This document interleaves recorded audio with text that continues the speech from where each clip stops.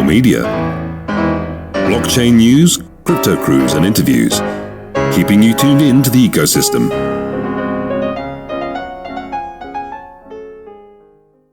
Right, everybody, welcome to Core Radio. This is Roots coming to you live from New York. We are going to explain a term. I believe it's a new term I haven't heard before, something called open value. There was a paper on it. I believe it came out today or maybe last night, and it said something about open value. I saw it on the Incent Twitter, and I didn't really get it and understand it. So I brought Peter on here today to explain to me what this open value concept is about, because I didn't really get the point through the paper. So Pete. Yeah.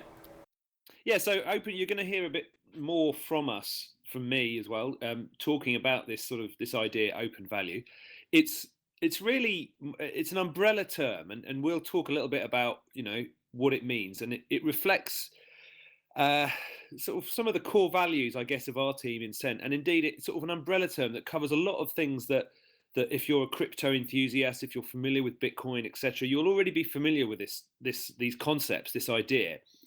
And it just reflects a sort of it's a term, it's a way of it's a message that we feel we can push, and we can try to get out there more, in a more widespread fashion, try to get people to understand it. So yeah, why don't I start by just sort of, if I just give you the intro, the sort of the broad brushes, Lutz, and then we can you can ask some questions, or we can just have a chat about it. Does that make sense? Yes. So let's chat about it first. Why don't you give me like a broad? Well, is there a definition to this term, open value? Sure. Well, the other thing I'd say is that these conversations that we're having now are sort of really the ground floor of fleshing out this concept. So it represents the distillation of really a very, it's been a long time coming, and we're just distilling it down to this, and we're going to try to get this whole message, this whole movement, this whole term, open value. We're going to look to define it and spread it around. But in these early days, we're going to be talking to a lot of people like yourself to sort of learn ourselves as well. But broadly speaking, it's a direct analogy of open source. So, I'm a developer, and I have a long background in not just development, but in open source software, interested in free culture, interested in copyright, copyleft issues, interested in projects like Wikipedia and things like the Creative Commons licensing, and that kind of thought space, if you like, around intellectual property and closed source and open source. There's been a lot of conversations over many, many years about how to move from a sort of closed source to a more open source world. And it's quite well understood, really. You've got, behemoths such as Microsoft, who have now gone really full circle and are embracing the more open source approaches. And the broad brush of that angle is that if you open things out, if you contribute to the commons, if you allow things to be open, it's actually to the benefit of everybody, including yourself. So if you have a software program of some sort, not that you need to go full open source, but the more open you can be, the more ways which you can allow people to build upon it, to extend it, the more communities you can allow to access things like APIs, to do things with it, the benefit to all. So you've got this sort of, within the world of software and information, the concepts of closed and open have been discussed for a long time. Right. Then you've got, so now enter value and enter currency and crypto. Well, what some of the properties of there we go. The properties of a currency. Well, Bitcoin is open value because it has properties that can be, it can be shared. It's not controlled by a central organization. So you can think of the value that's held within the Bitcoin network as open, in the same way that the code held by within Linux, for example, or within Ubuntu is also open. So open value is really about making sure that the properties of any sort of commerce or any business, they have these open properties, which really mean that they're going to be for the benefit of everybody. And let's talk loyalty now for a moment, because it's the easiest. It's it's in Cent. It's our industry. It's our specific thing. A loyalty scheme at the moment, any loyalty scheme, is very much closed value. So, Lutz, you may have a membership from an online bookstore or something where you buy books and they send them to you, and then you get little book points, and then every once in a while you might, the offer is, buy 10 books, get a free book or something like that. Yeah, I got Audible. Mm-hmm. Yeah, okay. But the reason that's closed value is because the entire value is held, the store of that value is at the determination of Audible or whomever they may be, right? They can decide at any time that your loyalty points, the value has changed, or that that you can no longer redeem in the same way. So it's going to be more expensive, or X or Y. So it's a closed value system. They own it.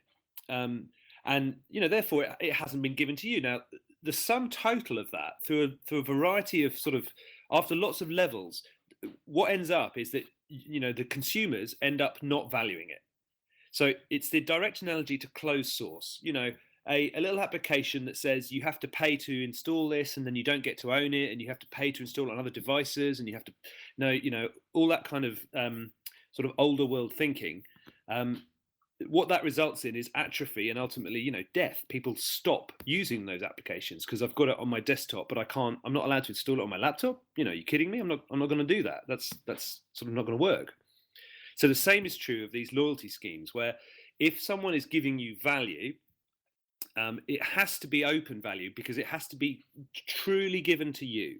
So the idea of, obviously, an Incent merchant who is rewarding you with Incent genuinely hands over the keys to the car, so to speak, of that Incent. That it's a cryptographic currency. It's yours. You have the value, and of course, our merchants are sacrificing margin to do that. So it's they're saying, okay, well, rather than give you 10% off and you save your money, we're going to give you 10% of the purchase price as value from us. Right. So I got it. So it's basically the merchant not being greedy.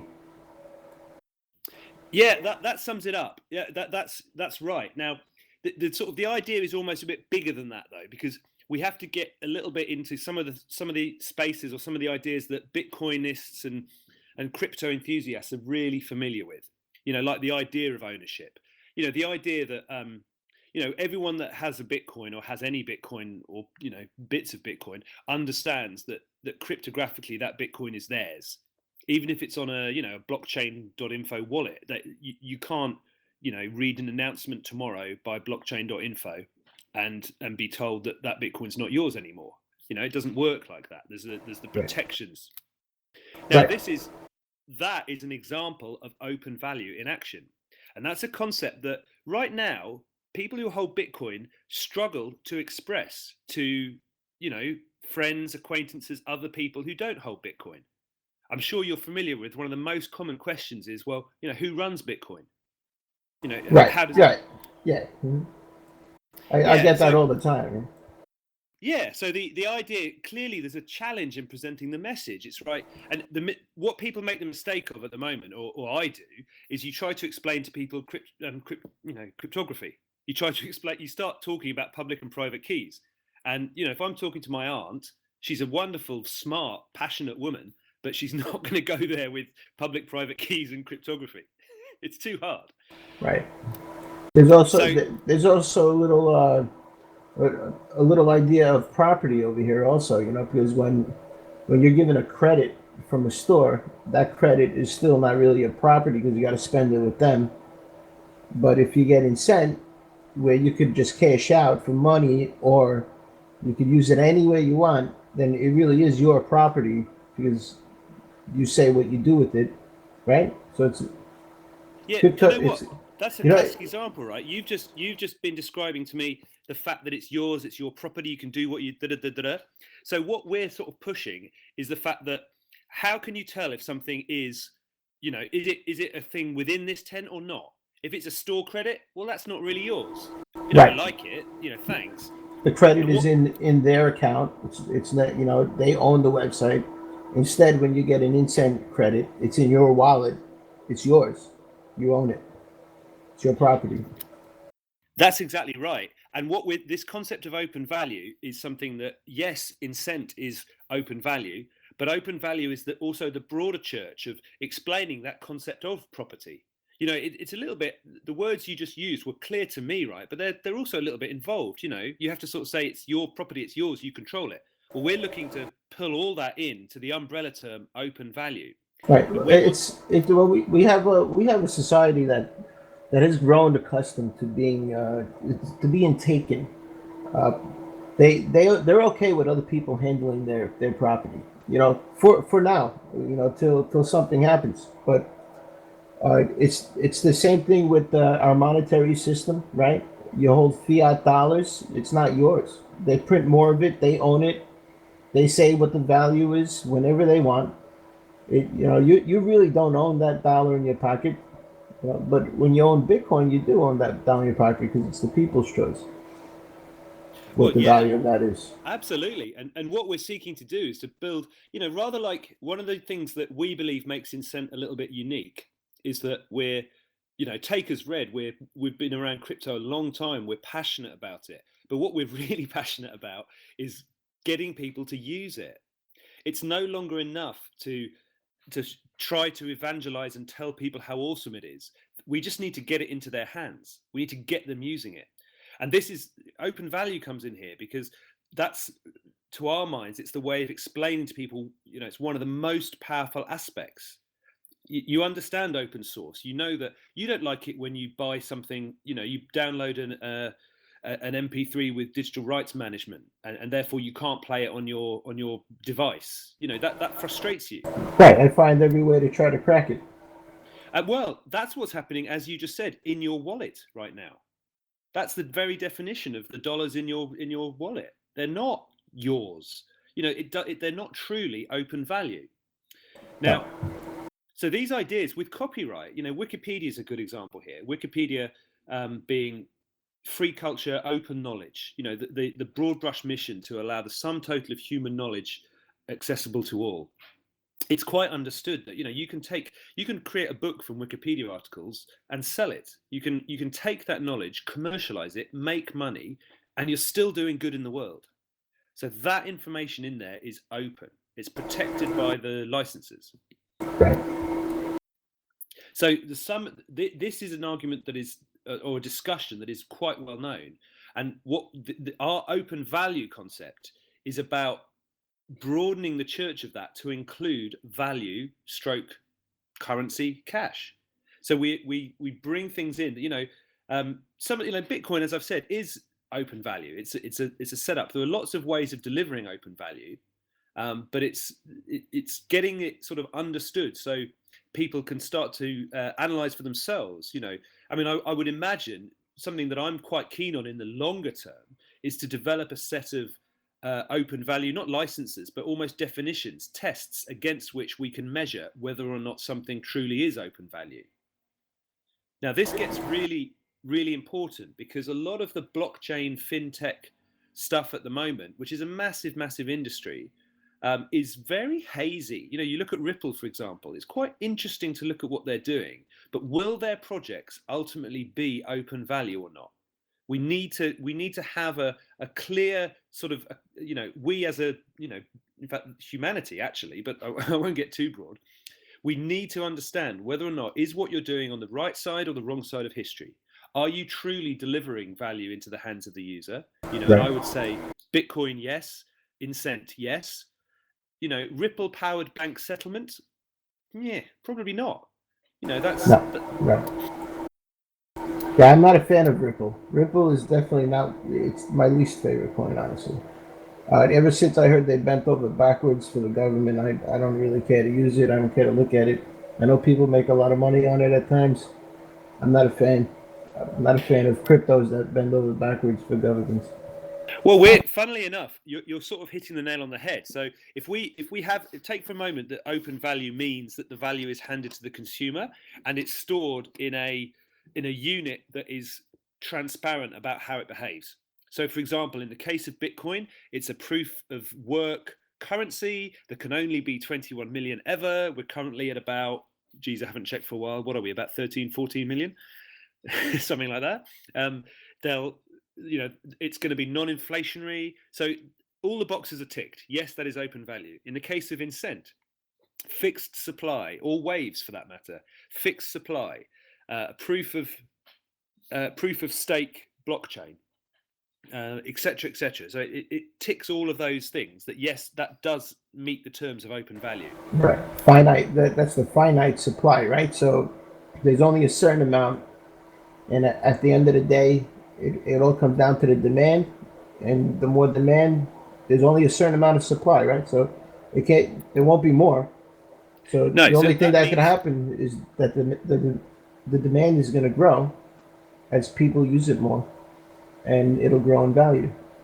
Yeah, you could. Now, bear in mind, this is not something that we're looking at all. But you could also have an open value currency that said we're going to mine 1 million a month, because it's as long as it's communicated and provable, then it can have that store. It can meet that test because it's behaving transparently. It's behaving openly, and the value is transferred to the customer. Now, in regard to Ripple, it's quite interesting because the reason we're so strong on this at the moment, and the reason we're starting to share these ideas, and we'll look forward to doing, we'll probably do so more technically over time.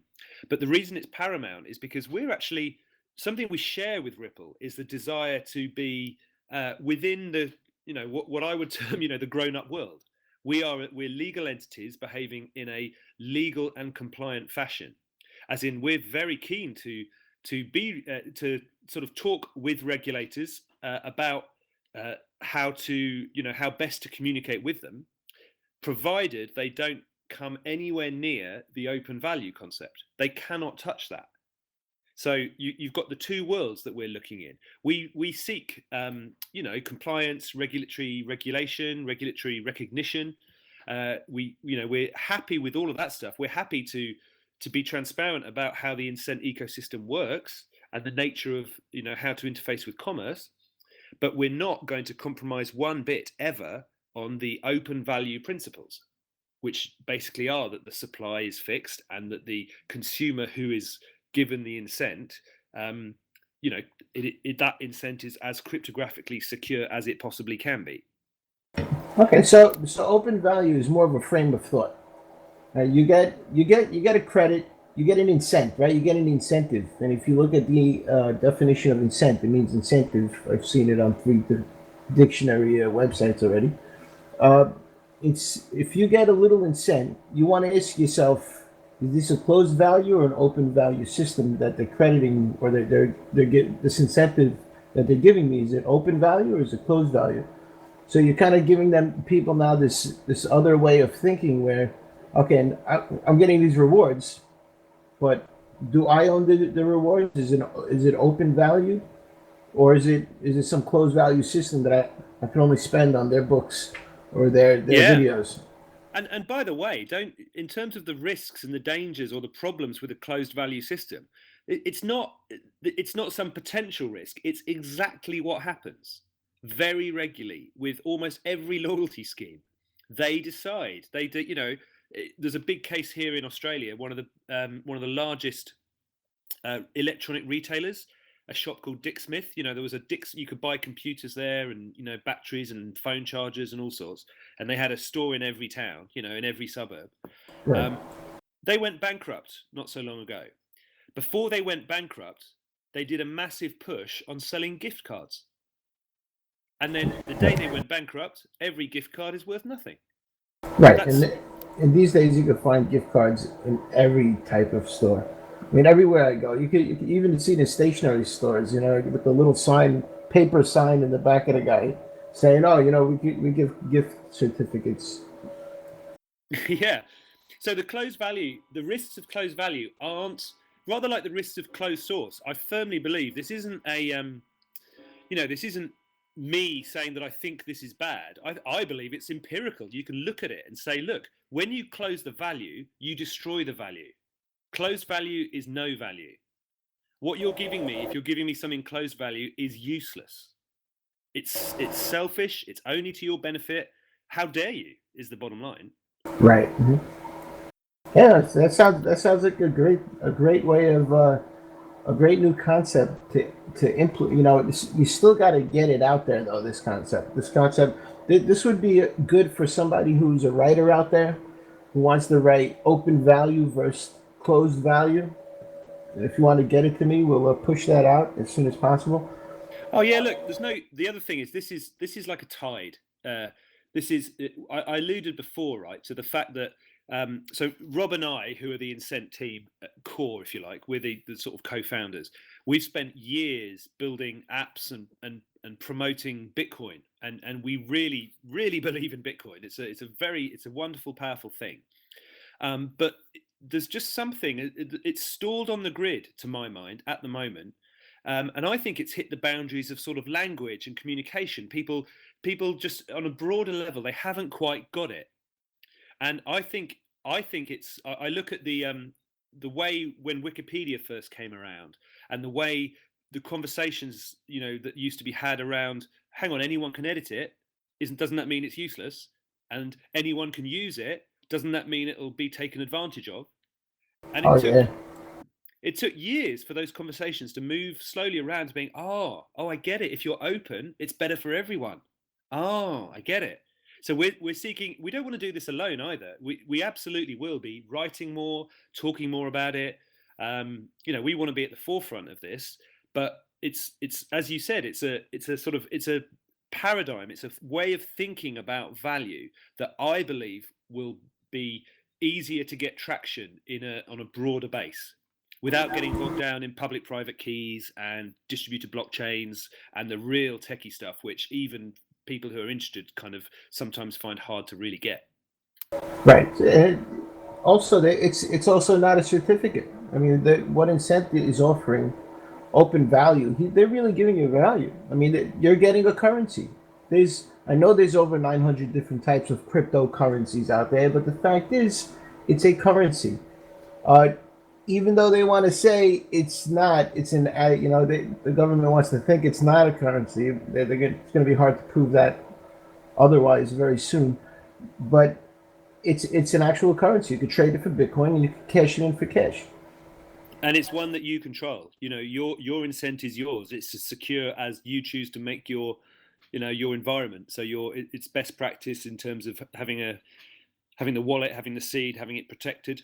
Right. You know, So the word certificate, the word note, like on your dollar bill, Federal Reserve note, it's more like a promissory note, right? When you buy your car, what are you getting? You're getting the certificate of title, right? I don't want no damn certificate. I want the goddamn title, right? Where's the title? Where's the actual title that comes with the car? Yeah, so you're not. So that's a closed value system right there, right? Those well, yeah, spot examples. on. I mean, in British currency, it actually says it's literally a promissory note. It's the Queen on the back says, "I promise to pay the bearer on demand." But what that means, it's a bit more open. So that the assertion here from if I'm talking to crypto enthusiasts, I think this is a point of agreement, which is that those closed value systems will continue to cause problems for themselves until they get worse and worse and worse and are ultimately surpassed by the much better alternative, which is open value. It will happen. Yeah. Well, I think it's a matter of people getting wind of the actual concept because I don't think people understand. They don't even think about these things honestly on a regular basis. They go, "Oh, I got a credit to Macy's," or I got a gift certificate to Goldman Sachs, and what are you going to do? You can only spend it in those places. There's nothing I can do with that. I hate shopping at Macy's. I Yeah. hate Well, shop. the funny thing with this is that if you talk about cash, it's actually quite a hard sell. It's a difficult thing to explain to someone that you've got that $20 note. Well, they've just put another $1 trillion into the dollars, so that's worth less, right? You're going to struggle to get people to understand that. But one of the attractions for us, and what we think of as one of the most exciting opportunities, is when you talk loyalty points. Everybody does know. People are really familiar. People don't value their loyalty points. They know that when they take a flight, they get some air miles. Half the time they're thinking, stuff you. Why you're giving me a hassle here? You're not going to let me do anything with these. If I call you up and say I've got 10,000 air miles, can I fly somewhere? They'll say, oh well, you've got to buy the right ticket to allow yourself to use on this leg, and yep, you can fly from New York to LaGuardia to JFK on a Wednesday morning at 2 a.m. That's how it's people are familiar with this, that the closed value systems within loyalty, people already understand their flaws. They already understand how broken they are. They already understand that the closed value in that context is weak. So what we're seeking to do is to be the thin end of the wedge, where we say what will do loyalty better is open value. What will do loyalty better is a cryptographic currency underpinning the loyalty ecosystem. And from there, you spread out, and within you start to allow the consumers to understand that, okay, this loyalty system is now open. I can use it. What about my cash? What about my X? What about my Z? And it gets broader from there. And you get and with Incent, not only can you use it, you don't have no deadline to use it. If you hold on to it, it probably end up becoming worth more. Probably, no guarantees in the world, but the only thing I know in life is the only thing that's guaranteed is that nothing is guaranteed.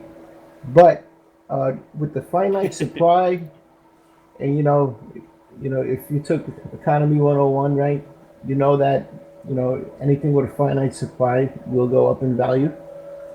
And it's like money in your own wallet, right? There's going to be a wallet on a phone. You could have your wallet on a phone. You could have backups, on other phones or USB sticks, and you can't lose them. If you make your backups, you can't lose them. You encrypt it with what is it, like a 12-word system, right? You memorize 12 little words, and then boom, that's it. You got access to your wallet all the time. No one's gonna remember those words, game, ballroom. No one's gonna know the words that those 12 words. It's extremely secure. And So the thing with it to sort of, so obviously I'm massive. This idea is huge. Or rather, it's broad. It's we'll flesh it out. Incent is an open value scheme. We don't claim to be the only one. There are other ways of achieving open value, and I guess what I'm very keen to sort of start to put out there more and more is how important this is to the average Joe, to the consumer. We're introducing something that we believe we can make understood.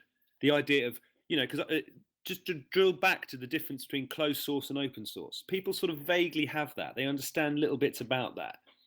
And to then draw that analogy to saying, look, you can't, a closed value system is broken, an open value system is necessary and important, and it's the future, and Incent is an open value system, is yours. That's the sort of the way in which we imagine that the conversations will go. Now that I'm thinking about it, when coupons first started coming out, which was a very long time ago, but when coupons first started coming out, I think they kind of tried this open value thing by every coupon being worth, I don't remember the number, I think it was 1/1000th of a dollar. You could find on every coupon here in the United States, if you look on the bottom right corner of it, there's an actual dollar value to each coupon. So if you save like 10,000, coupons, you got possibly $10 right there. So it has been tried before, but nobody knows about it. It's that's how worthless their scheme was. Yeah, but bear in mind that's an example where we'd look at that and say that's fairly open value, but you're still just pegging back to a fiat currency which fails the ultimate test. So it doesn't fail it practicably. Like we're not worried about it tomorrow. Like if the dollars in your pocket will probably perform properly. They'll perform as you expect over a period. But ultimately, they're not. That system is not going to survive against an open value system. It's going to be inferior. And here's the key, I guess, with open value is that by starting with loyalty and by getting it used and by getting people into the system, we don't have to sort of spend all of our efforts telling people why crypto is better. We can just sit back and show them. and say, look at how people behave. Look at this open value.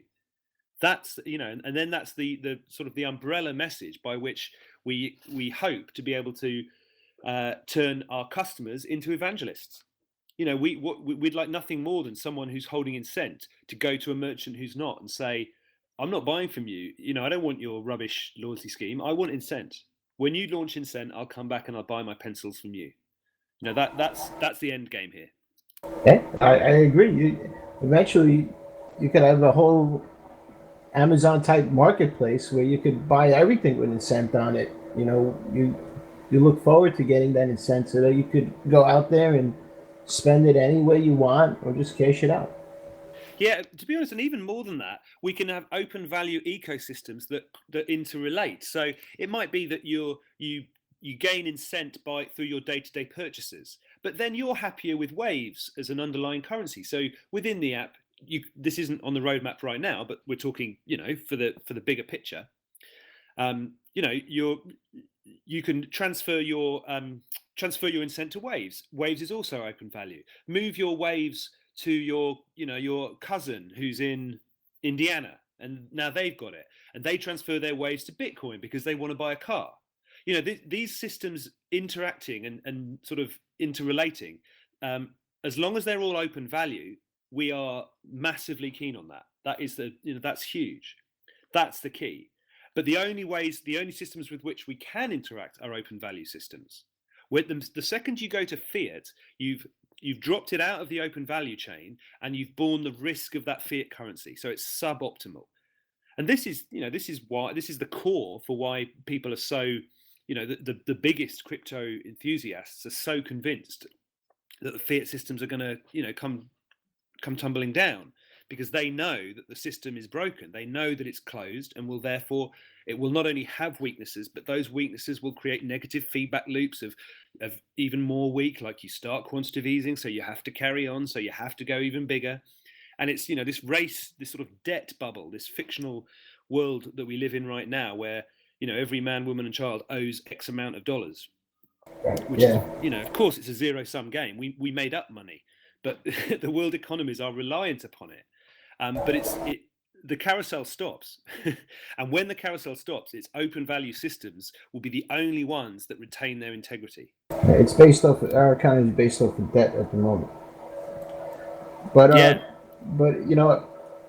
how about something? You think in the future you guys would look into something like, because we do have a big anonymous crowd out there, big on anon, and maybe if it could work with like Open Bazaar or Free Market, I'm interviewing Knuckles from Free Market on Sunday. If I could get you guys together, maybe you guys could talk on how to implement it. Yeah, well, look, I mean, the bottom line is one of the properties of an open value system also is that if somebody Incent, for example, the second it's mined and released. So we've got a few dependencies right now, as I think everybody knows, i.e. Waves is not, Waves mainnet has not been released to date. So it's not technically not really a full cryptocurrency as yet. It will be very shortly. Right. And Incent, and we're still in our ICO stage. So the Incent supply is not fixed yet. So until that happens, we're not really out in the wild. The second we are out in the wild, nobody needs my permission or our permission to build an Open Bazaar Incent exchange. This is another property of open value. If you're, you can extend it. You can do what you like. That's open source, right? They're not quite the same. No, I mean Open Bazaar, the app. I think it's open source. Anybody could create an Open Bazaar, right? Yeah, it's a protocol, really. I think that's the best way of thinking about Open Bazaar. It's almost like a TCP/IP. Well, it's a separate little internet, really, isn't it? Which allows you to, with the purpose of, I mean, it's one of these Open Bazaar. I love the project. I've really intrigued by it, but I also put it in a basket with lots of others where it's a big idea. I would say quite beautifully executed, but it hasn't really solved. It's very hard to imagine the road between where we are today and where Open Bazaar is genuinely rivaling, say, eBay. This goes to the Incent approach, where we're we're looking to get crypto used within 2017. We want to bring on X thousand, X tens, X hundreds of thousands of new cryptocurrency holders, and we're doing that by dealing with where we are truly at today, and by the belief that to get to where we want to be, it will be evolution, not revolution. It won't be a revolution. eBay is not going to crash tomorrow along with the dollar and the pound and the Aussie dollar. They're going to be okay. You never know.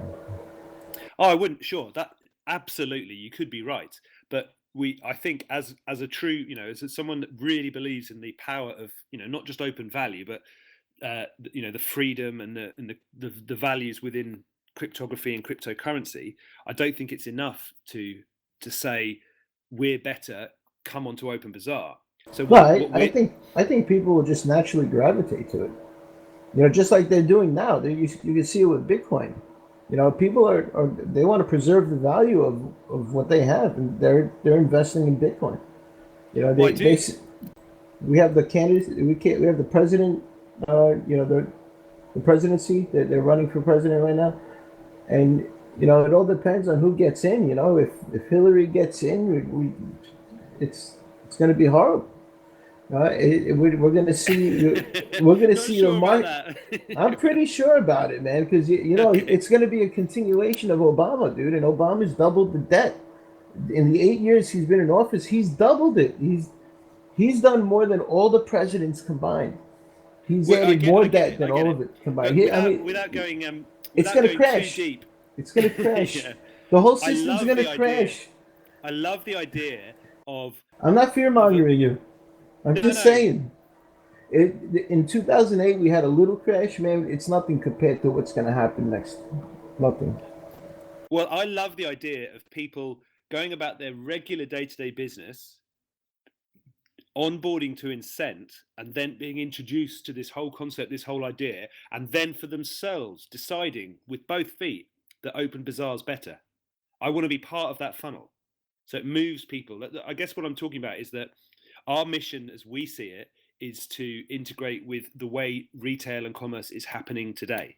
It's not, and we want to support people like Open Bazaar, but we don't want to emulate them to the degree that we don't want to just build a better system and then talk about how much better it is. It will once we get everything down to simplicity, meaning a one-button solution where, I buy something on Amazon, man, I got a one-button click, I got it. It's coming the next day.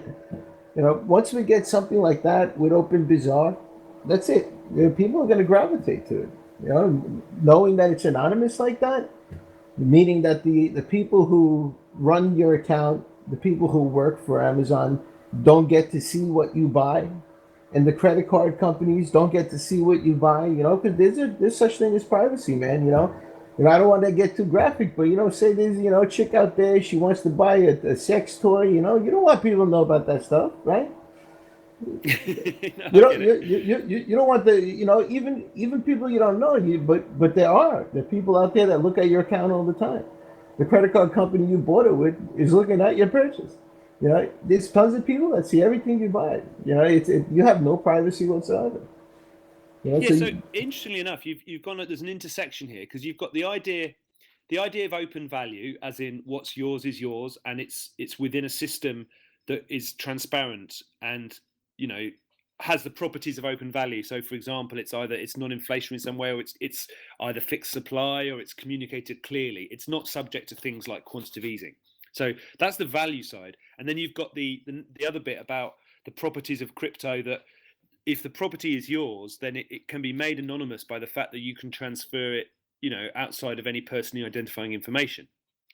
So an Incent wallet holder, for example, just needs to have the seed and the keys, essentially the keys to be able to transfer the Incent. Right. It's a step in the right direction for sure. Well, we sit on that intersection. Funnily enough, I mean, I'm very familiar with a lot of the arguments and discussions around anonymity and around its virtues and et cetera. We sort of I see us sitting slightly outside that.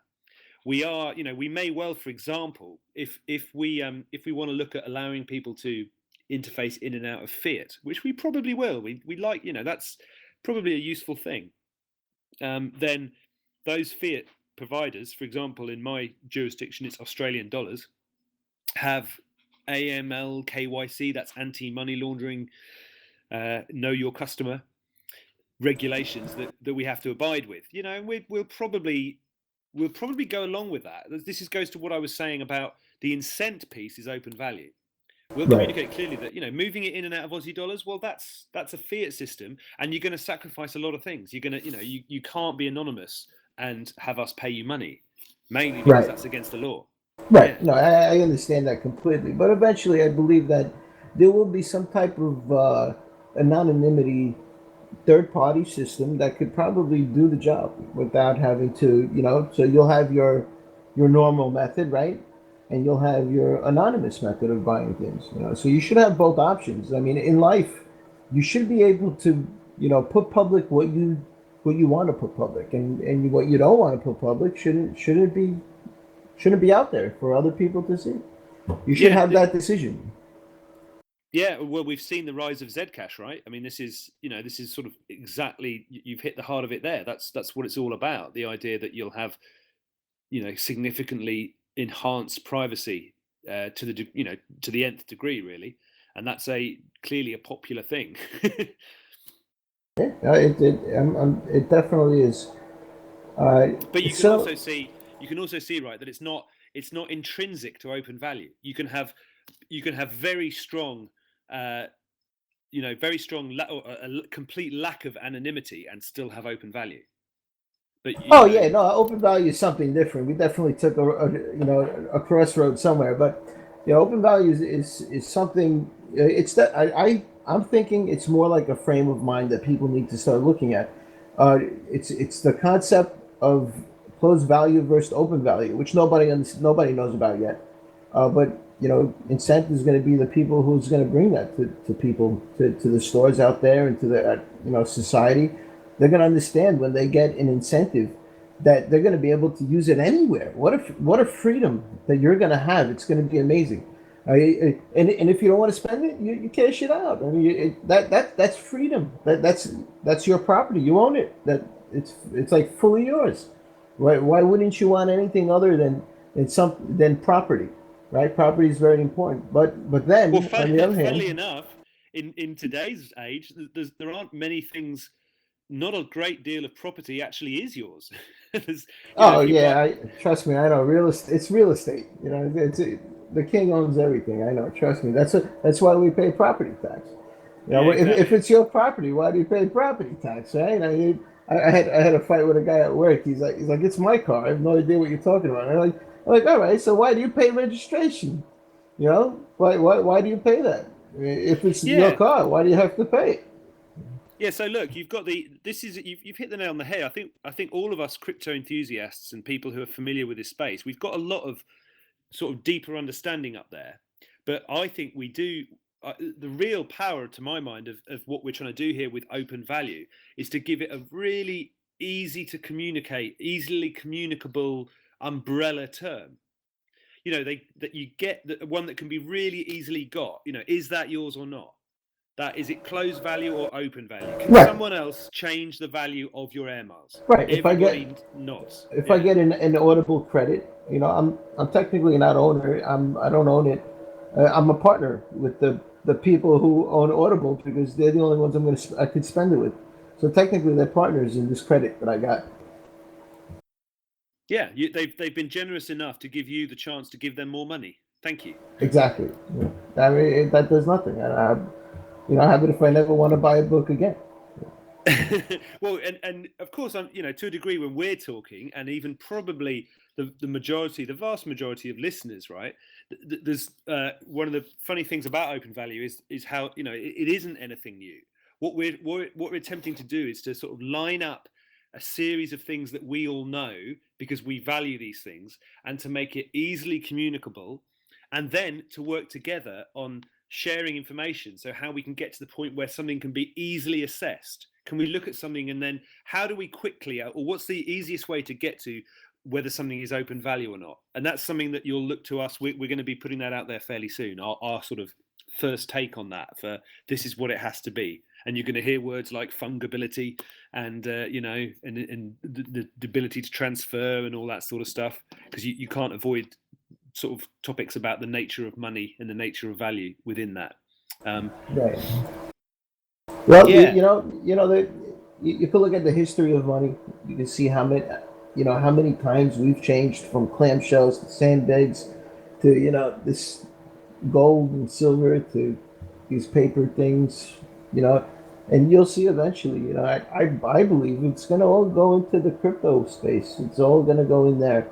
That's going to be the next money. It's a really important point, actually, that we're in that evolution from sticks and shells through to coins, through to the things made of gold, through to things backed by gold, through to made up money. We are at a point now where people are being taken advantage of, and they feel it, but they don't know. It's very, very hard to get a latch on it. They don't. Why am I having more credit card debt? Why am I having to sell my soul to a bank to buy a house? I don't. Why is this happening?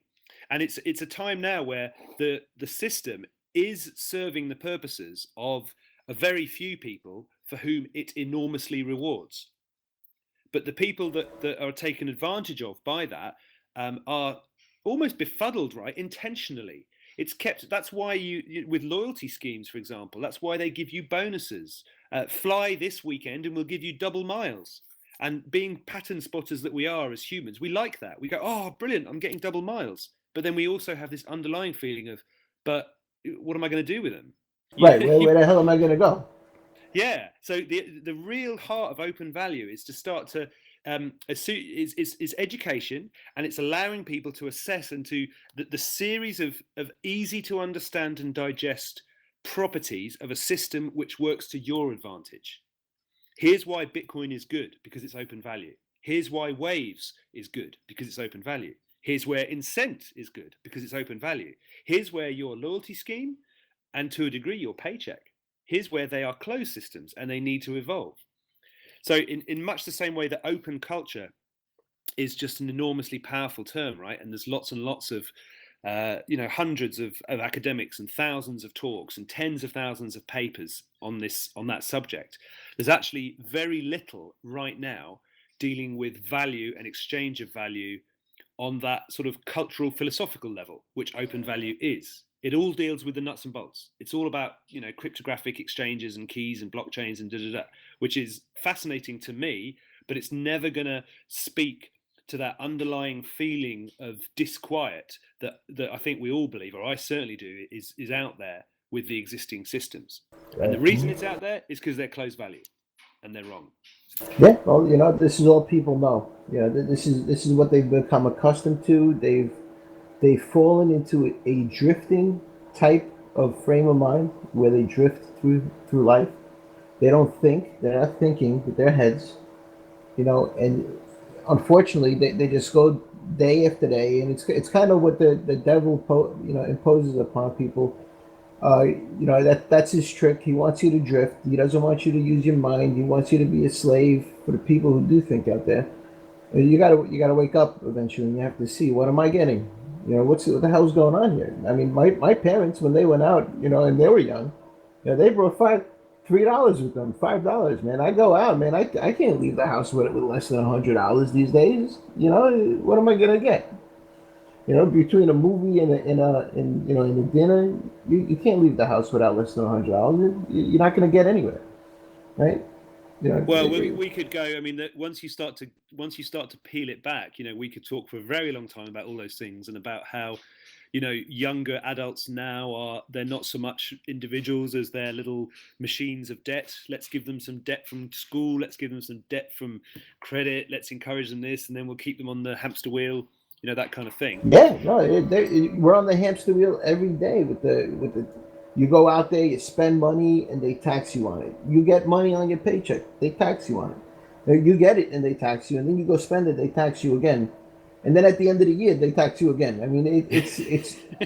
Does anybody else see a problem here? I see a problem. I mean, 1/3 of my paycheck goes to bullshit: federal tax, state tax, medical care, Social Security. I'm probably never going to see in my lifetime. I mean, it's the most ridiculous system, and it's gonna crash. It's gonna But crash. funnily enough, the more we talk, see, we're a bit of an echo chamber. I don't mean this badly, but the more we will g each other up and talk about the wrongs and the problems, the further we're getting from a message which is spreadable, and the further we're getting from the ability to share, the ability to start to open the minds and the ideas and start a real, truly worldwide conversation about this very subject. Because you end up, if you're not careful, you become more and more, and you can go more down the libertarian bent, and it inherently becomes political, and then you're marginalizing the conversation to a point where it's very hard for someone who's just Right. going about their day to Right. No, join. what I'm getting at is that what we need more these days is more of a mind frame. Like, like when a baby says it's mine, that's mine. We need that. We need more of that. It needs to People are be, more than willing to give their stuff away. When you get a credit out there, you want it to be yours. That's mine. I don't want to spend it with you. I want a credit. I want something that's mine. If you're going to give me something that's worth something. Yeah, or give the value is actually separate to its openness. Just give me something. Just actually give me something, so it's mine. Right. Exactly. So I understand open value, man. It's a great concept, and I think it should definitely be pushed out there a little harder. Which we like I said, we're going to start to produce a little bit more. We're going to be talking about it more. We at this point, things like your listeners, your audience. There'll be ways to get involved. I mean, you mentioned connecting. We'd be keen to be connected to talk about this at greater length with more people, and really put the flesh on the bones and start to generate it from something that we sort of know to be true and we believe to be a good message to get out there.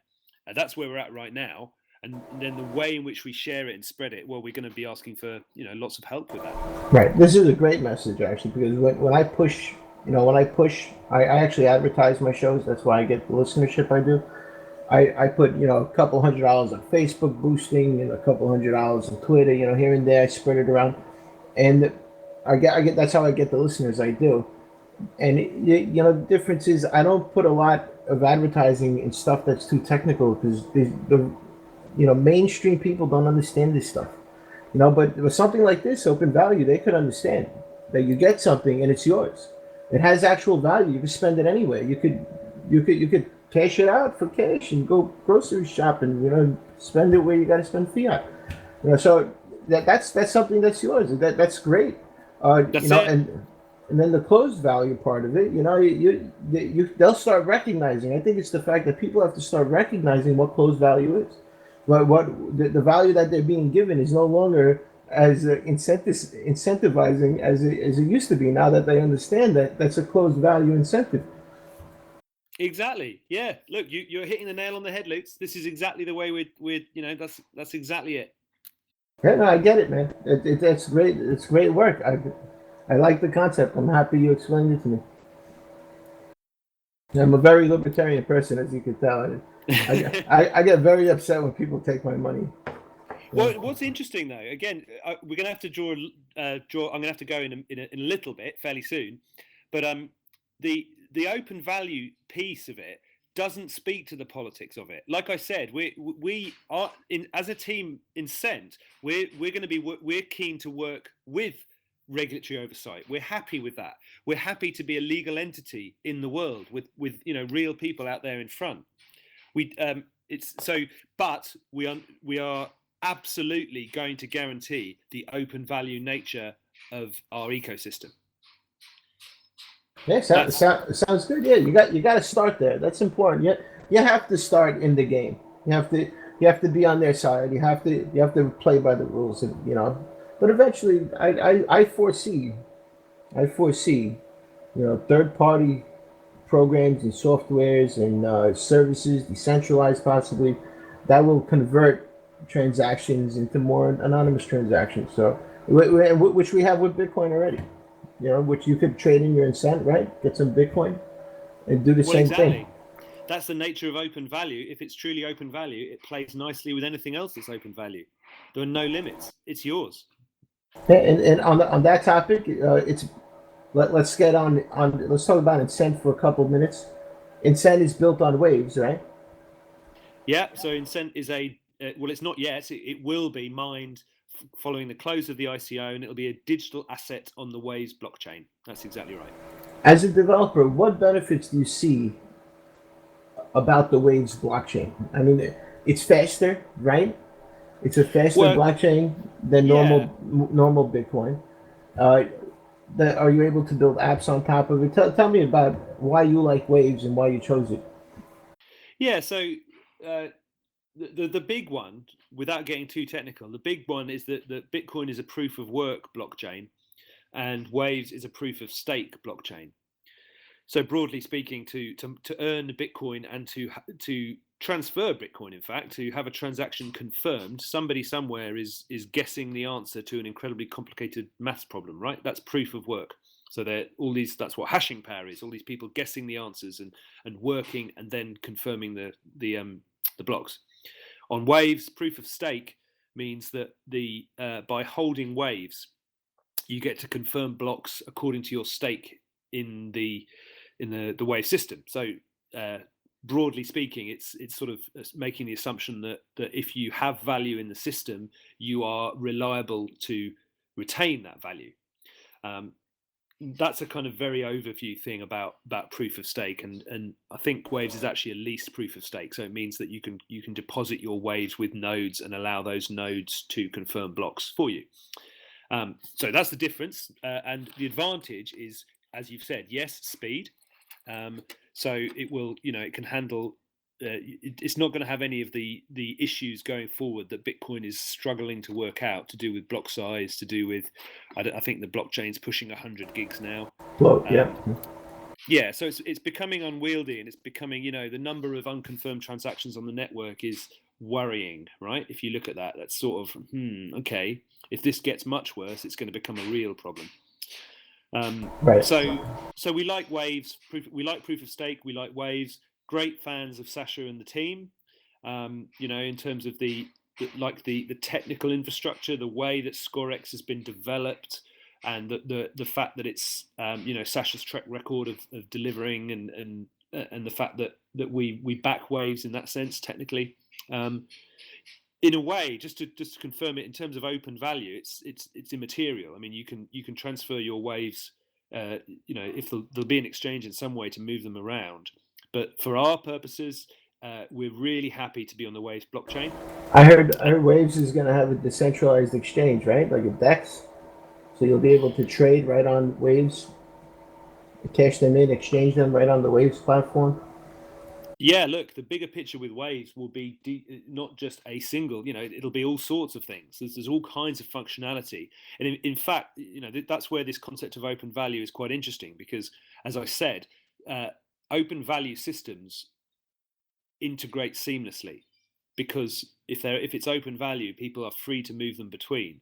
Right. Some of the extra features, such as crowdfunding, issuing of shares, potentially fiat gateways left, right, and center, decentralized exchanges, decentralized marketplaces, all of that is possible within Waves. And not only is it possible, therefore, with Incent, but it's native, it's baked in. It's we're there, Waves is there.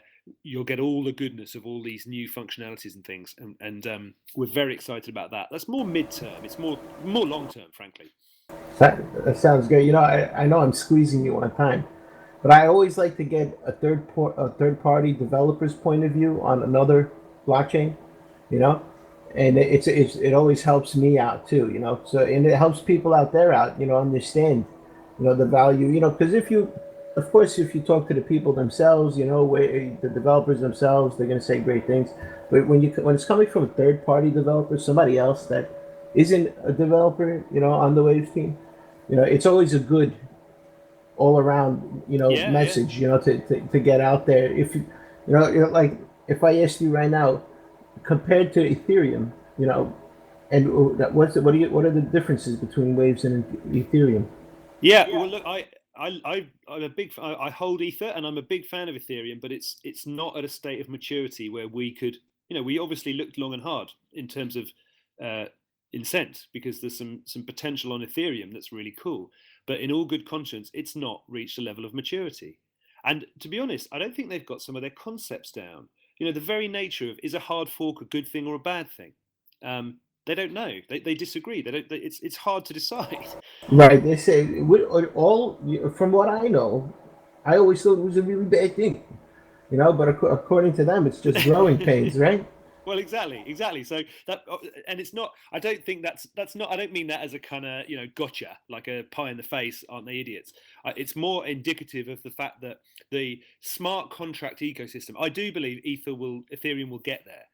I think. I think it's immature. That's why there are bugs in the code. That's why the hard forks become required. But it just means that I think it's way ahead of its time.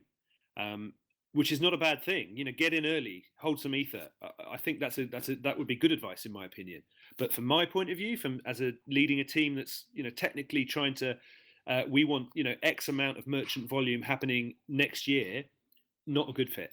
Not a good fit to be touching. You think Core is going to get there faster? I mean, Waves is going to get there faster. I think Waves has got the same. The reason we're Synergis is because they have a similar focus to us in the sense that they've reduced the potential is huge, and they are describing that. Hence the crowdfunding, decentralized asset exchange, etc. But they're delivering it in what I consider to be modern, best practice way, to a degree agile, as in they're going to get it out there, bug free. In terms of mainnet and get the nodes distributed along with asset creation, and it will happen, and it'll be out there, and then they'll bring in new functionality over the as the roadmap rolls out.